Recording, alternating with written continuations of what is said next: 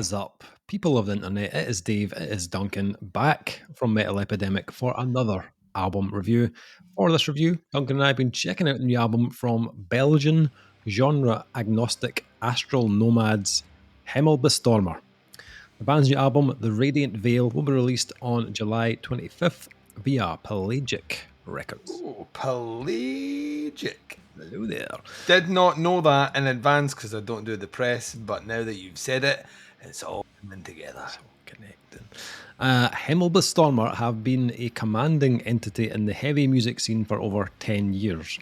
With their idiosyncratic take on the merger of post-rock, doomgaze and black metal, made up of veterans from the Belgian hardcore and metal community, the four-piece from Belgium create intricate sonic journeys through space and time built over punishing riffs and spine-chilling climaxes. With their fourth album, Hemelbestormer take their songwriting and production to new heights, honouring their name as trailblazers on the intersection of dark and light, the crushingly heavy and the hauntingly beautiful. The record is a journey through our solar system as perceived by the Etruscan civilization, explains drummer Frederick Kozmans about the album's enigmatic song titles. Each track bears the name of a planet in the old Etruscan language, staring at the sun, Usul, and ending with Saturn, Satri. Powered by HM2 pedals and the Lovecraftian use of retro synths, The Radiant Veil is driven by an old-school mentality that appears both learned and sincere. Produced by main songwriter Philip DuPont, alongside Kozmans, the eerie space noises coalesced like a celestial respiration between the bouts of metallic riffing and tremolo-picked riffs. Hemelbestormer are a sight to behold on stage, and with The Radiant Veil they penetrate deeper than ever into the farthest reaches of their sonic space ethos. Once more the Belgians capture the cavernous expanse between the cold lights of the universe, but also our power as humans to explore it, proving their greatness as masterclass storytellers in sight and sound. So, a band I had never heard of before until now, somehow, with their 3 previous albums. Where, Dave? Where are these 3? I don't believe it unless I see it. But this is their first on Pelagic, so I'm guessing that's why it's probably found its way onto our radar at this point. Love Pelagic Records. So even though this was a totally new band to me, Pelagic have a very high standard when it comes to bringing on new artists. So I had no doubts that this would be of a certain level, to be honest. And they sound very much like a Pelagic band. Like this is layered and dense. Wheelhouse, Dave. Yeah, spans multiple genres, like a lot of Pelagic releases. So not a singles band. Yet. I'm assuming we're reviewing it because you listened to a single. Yes, I did, Duncan. I did. Because that's the vetting for people behind the curtain. The vetting process for a lot of albums we review is Dave checks at a single in a press pack and goes, Yep. So and literally all it takes is like a really good single. Dave's like, oh yes, me and Duncan. And then the album comes and it's like, it's an hour long. And Dave's like, oh, right. Yeah. I think if you look at the kind of structure of this album, it kind of screams at you that it's not a singles type album. This is kind of more like a soundtrack almost, in the way it's presented. The album is kind of divided into like 4 parts. All right, so 8 tracks in total, paired off into 2s, and this is to work in conjunction with the vinyl release. So you have 2 records, 4 sides of vinyl, 2 tracks on each. Interestingly, they've released 4 singles at the point of us recording this.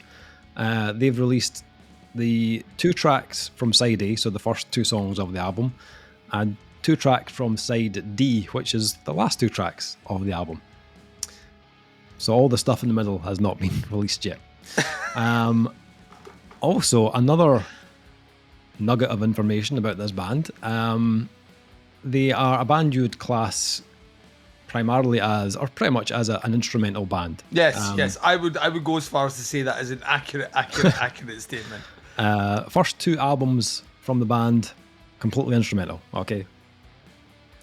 Their last album, Collide and Merge, they had some guest vocalists on one track of the album, and then the rest was instrumental. On this album, we also have a little bit of vocals. And I say a little bit, I mean a little bit. The vocals are used on this like cowbells used on a metal album. You know what I mean? Just a tiny wee bit kind of peppered through, never overused. You've got vocals from one guest, Philip Jameson of Caspian, another band, which was the single that I heard. Okay, right, things are all starting to come together, Dave. A track called Terms. So I was like, okay, cool. Sounds like a good track. I like it. Nice vocalist.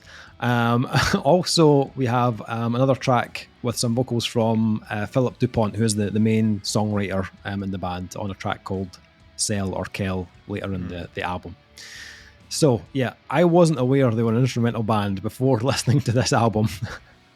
This was another one of those like listening experiences where you're like, it kind of reminded me of the Flourish album that we did. Oh, yeah. It was like, these vocals, man, like, where are they coming in this album? Or, and in the middle of the album, it was like, oh, there they are. There's vocals there. Is the vocalist late for practice? Like, I mean, what's going on here?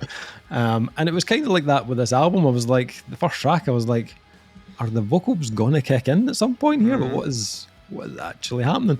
However, only 2 tracks with vocals on this album. However, there are many other things going on. This is an instrumental band, so obviously they got to keep it interesting. And there's a lot of other stuff that will attract your attention on this release.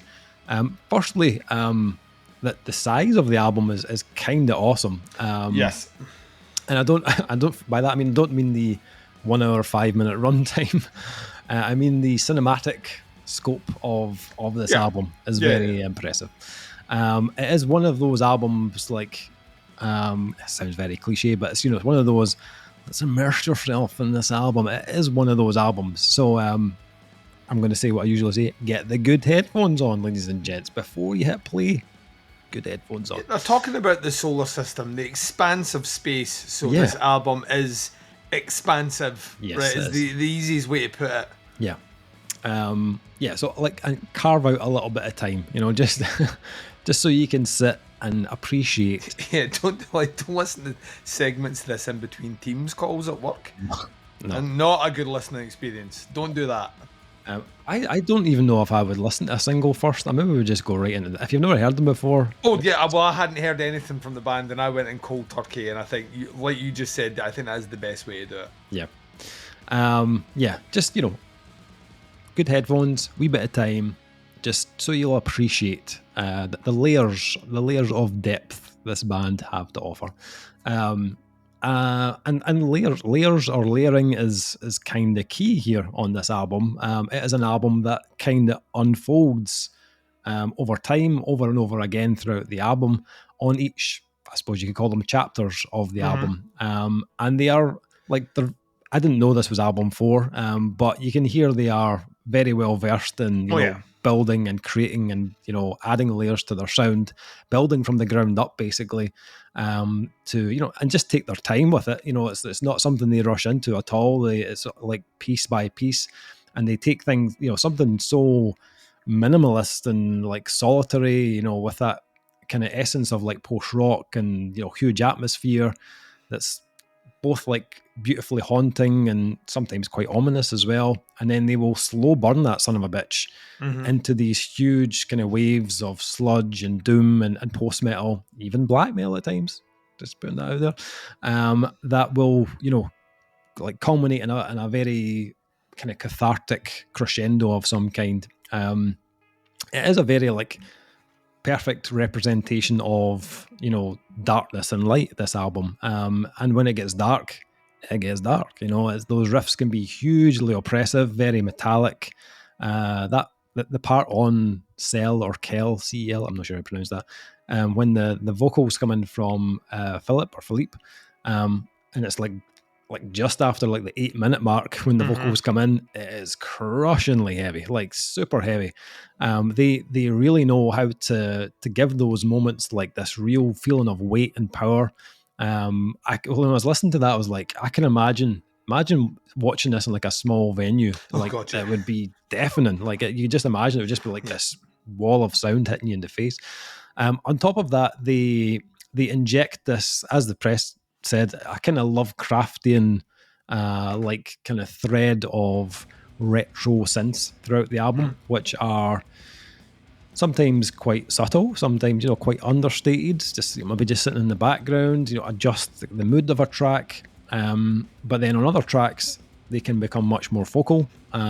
Tracks like Laran, where it's like a scene from Blade Runner, and it's like, and kind of in those moments, that's when I was like feeling more of that kind of soundtrack kind of or score type feel that kind of radiates from the album in those moments. Very 80s at times as well, which I kind of loved, but never done in like a theatrical way. It's very tasteful and very fitting with the music. As is the case with the lead work on this, which is excellent. They have really like nailed the placement of that of those kind of lead parts, just the perfect time to lift a section, give it more of that kind of emotional or uplifting feel on the album. The way they use it on Tania, just like chef's kiss, absolutely spot on. Very, very post-rock characteristically. You're not going to get like Kerry King solos on this, I mean? It's like, oh, absolutely not. No. It's very, very luscious and soaked in reverb, but it totally works with the album's theme of Etruscan mythology. I was looking at the kind of like the background of that, so that Tania is a god who ruled over the sky, thunder, and the storms. And like once I read that, I was like, you know what? That's there's a kind of like elemental kind of force or feel, that was quite prevalent on that track as well. So I think they actually really nailed that. Same with the closing track, Satra. Satra was a kind of mysterious, kind of more ominous deity associated with like the underworld and lightning and stuff. Also represented transformation, which was quite interesting because the closing track definitely had that feeling about it. Much darker, and there's little bits that reminded me of like the ocean in there in places. Some of the chord choices put me in mind of them, but Hemelbestormer definitely have their own kind of unique spin on things, especially with the use of kind of electronics and synths on that track, which was a real highlight on that track actually. And there was something kind of transformative about it, like it was a different side to the band for sure. So again, fitted very well with the theme. I didn't know like much about this band at all before, but this album definitely caught my attention. I don't know if it's an album I would usually go for, like a bit like I'm not a huge like instrumental post-rock kind of person. Like that's not my first kind of go-to genre. And the track I heard first was the one with the vocals on it, so I didn't expect to get like. I do also like that's the one they put out. Yeah. It's the one that's least indicative of what the album sounds like. Watch this. This is how you get them in. Yeah, I think it was just the timing of it, because they've had 4 singles, and I think that was maybe like the second single or something. That was just the one I landed on. I was like, oh, cool, that sounds great. But there's a lot to appreciate on this album. Like a lot of kind of, it's quite a cerebral kind of creation, I suppose. The thought that's went into the songwriting and the design around the kind of thematics of it. It's a very like impressive listen. I do wonder what this would be like with more vocals though. The 2 tracks that there's vocals on, the 2 vocal styles on the tracks are totally different, right? The one is clean and one is kind of like more kind of screamy. But they were probably my 2 favorite tracks on the album. Along with the closer, actually. I really enjoyed Satra as well. The closer is super strong. Really good. But I kind of feel like as much as I enjoyed what they did on this, I wouldn't mind if they expanded on it vocally. I know it's probably something they're not going to do because they're now in album 4 and they are just kind of like toying with vocals on the albums. But I feel like there is more they could unearth there vocally, like especially one of the band members can do vocals. I do feel like they could maybe do a little bit more of that, maybe, but that's just me. it is also a mammoth of an album.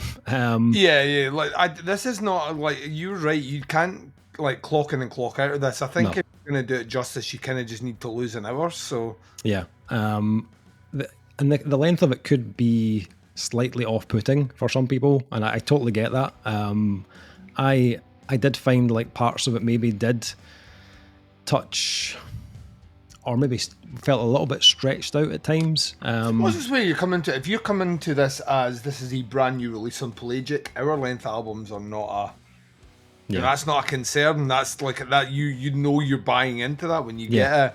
I suppose if you're basing your listening purely off what we're saying, as in this is the first time you've heard of this band because you follow what we do, that's where the warning comes in. I think unless you're used to long form, mostly industrial albums that sit within that kind of post metal, post rock world, then if those aren't keywords where you're like, go on, then it's maybe I would still say take a crack at a couple of the tracks. Definitely go and check out some of them. But to me, the benefit is only realised throughout the full listen. You have to listen to all or not all or nothing, but kind of all or nothing. I still enjoyed it. Definitely worth a listen. But it's probably a mood piece for me. Like the album, I feel would fit like a certain frame of mind. But then, like most albums do to some extent, don't they? So. It's enjoyable. I think there's a lot went into this. Like the musicianship's great. The kind of creative kind of foundations of the album and the way they've kind of built it up are really, really impressive. Instrumentally as well, it's like a really, really well done album. Like the way they've put this together. Production sounds great as well. Mostly positive for me. It's kind of small things that are kind of like the length of it was quite a lot, and I did feel that at some points, and I kind of felt like I wanted more vocals, just a little bit more for me, but that was just my own preference. What about yourself? What do you think? I think I might be a little bit higher on this. Okay. So yes, I will not lie, the first listen was a kind of and then it was a kind of like, because you do get vocals by the halfway mark of the second track, which I'm going to stress is still 15 minutes into the album. It's realistically about a quarter of the run time of the album before the first vocal note hits, and then you are then waiting about another 10-15 minutes before any other vocals hit, and then after that none. So like you are kind of like, you're kept second guessing if you've never heard the band before. So to me, it was a deceptive first listen, that I wasn't giving it the full attention that was required for everything else that was happening, because I kept expecting the thing that never really came. On the second listen, that was put to bed. Like, so I knew, right, there's very little vocals here. Let's not concentrate on what the vocals are doing. Let's concentrate on everything else. And that's where the album really shone for me. I think musically, these guys are absolutely shit hot. I'll tell you why specifically, because I think they've managed to turn in 8 tracks, which seemed completely different, but are cohesively weaved track to track in a way where the next step that the band wants to take you, which could have full-on like Carpenter-esque sci-fi synths in them, doesn't feel at any point like, oh, what we're doing here. It's like they organically continued to build on things. It's interesting because like when you read it, the press statement there, like if people go back and check it, you will see me wince a little bit at the use of the term Lovecraftian, because Lovecraft wasn't a musician. Lovecraft was an author. And he wrote about mostly like abject horror in the face of elder gods that mortal men couldn't understand. The idea that we have an understanding of reality that exists around us, and it's tangible and we can deal with it, but our brains are not designed to understand a kind of almost existential or ethereal plane above where we exist. Like it is designed in such a way that men's brains will break, they will shatter at the concept of God or gods. We're just not designed to understand that. So when someone says Lovecraftian use of synths, I just get this image of Cthulhu playing a guitar, and I'm like, he'd probably be shit hot because he's got loads of tentacles. But at the same time, I'm also like, it's an interesting use of the term. But actually, conceptually, when you consider that what you've basically described here is the planets themselves are named after gods, even in their English interpretation. They're named after gods. It's where they came from, whether either be Greek or Roman, nominally Roman. But that's their... I'm getting geeky here, I apologise. But that's where they come from. And to them, those were deities that should be feared and worshipped. So the idea that they've taken that as a conceptual element to add tone and texture to the music, like weight. Like some of these moments you mentioned it where the weight of a track kicks in. Because there's no vocals there to articulate a story, very much like a soundtrack, your brain kind of has to consider what that might convey. And actually, interestingly enough, I had picked out that it was kind of alto-planet names, but I hadn't considered that they were actual alto-planet names based on alto-planet gods. So, like, from that point of view, it now makes a little bit more sense. But on that second listen particularly, in which I did back-to-back with the first listen that finished, and I was like, right, we need to go into this now because, like, I now know there's next to no vocals here. And what struck me was how many ways they managed to incorporate ideas of, like, big swaths of post-metal here without doing... wasn't cold post-metal, although it was very Cult of Luna-esque at points. It was more like earlier Cult of Luna, before, like, kind of pre-vertical. It was really, really, really interesting. You're right, the post-rock thing is all through it. But then... didn't know they were on Pelagic, but the Ocean also came into my thought. Like some of those earlier Ocean albums where things felt very tangible and very, you know, you could connect with the music in a weird way, even though the names of everything were kind of Latin words for like layers of the ocean and creatures that exist within. You know, I don't understand any of this pish, but I feel connected to it. That's kind of what I got with this. Like all the way through it, I kind of felt the nuance, felt the movement, felt the story. I will agree, although I'm not going to full-throatedly agree with you on the vocal element. It was cool to hear, and I did like it. And it did make me wonder, very much like yourself, if they got a full-time vocalist in, and that was his job, that'd be kind of cool. I will say we have a lot of bands that have that, though, in various shades of forms, and I think Hemelbestormer's kind of uniqueness is derived more from the fact that that is not a prevalent part of what they do.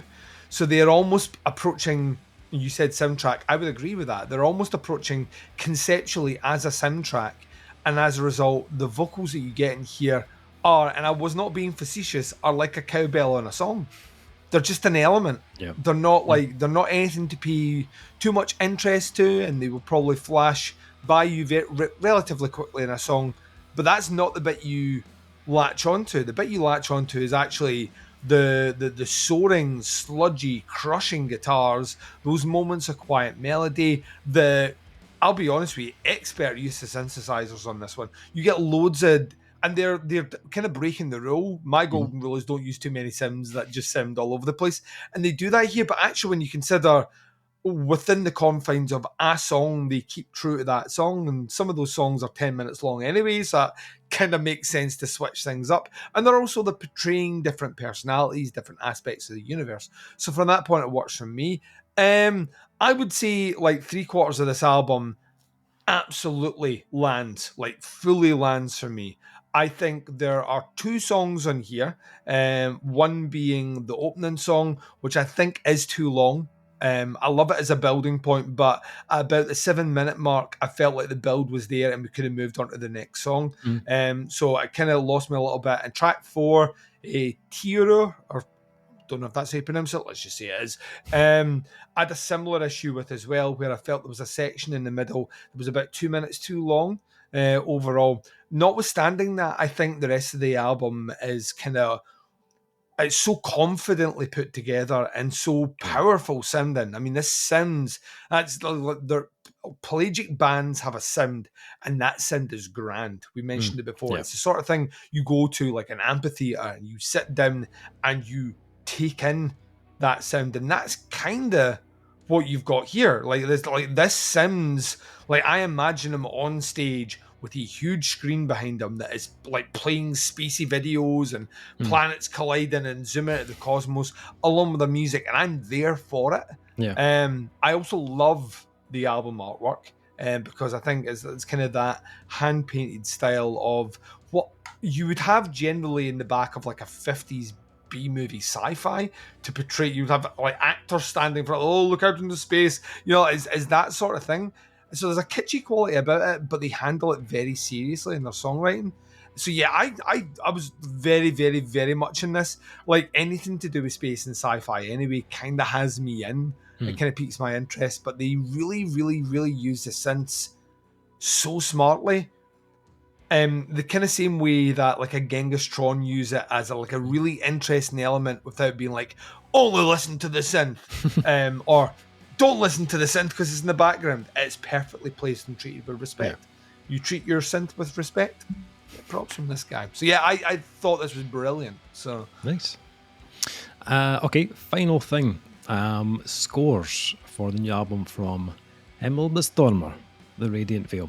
I'm going to go 4 out of 5 on this one. A lot of it I enjoyed and I liked. It wasn't what I was expecting at first. It took me like a listen or two to kind of get my head around it.